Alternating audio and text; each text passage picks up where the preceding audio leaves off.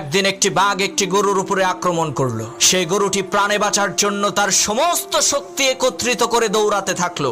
দৌড়ানোর এক পর্যায়ে গরুটি একটি পুকুরের মধ্যে লাফ দিল।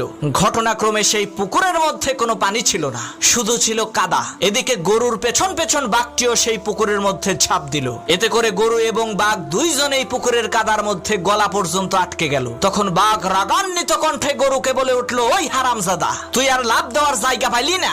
তুই ডাঙ্গায় থাকলে তোকে না হয় একটু মজা করে খাইতাম, কিন্তু এখন তো তুইও মরবি, আমাকেও মারবি। তখন গরু বলল, বাঘ ভাই, তোমার কি কোনো মালিক আছে নাকি? তখন বাঘ বলল, আরে আহাম্মক, আমি হচ্ছি বনের রাজা, আমার মালিক হবে কে? তখন গরু বলল, বাঘ ভাই শোনো, তোমার মালিক না থাকলেও আমার কিন্তু মালিক আছে। সন্ধ্যাবেলায় আমার মালিক আমাকে এখান থেকে উদ্ধার করে নিয়ে যাবে, আর লোকজন জড়ো করে আনন্দ উল্লাস করতে করতে তোমাকে পিটিয়ে মারবে। মনে রাখবা মুসলমান, তোমারও কোনো ভয় নাই, তোমারও একজন মালিক আছে।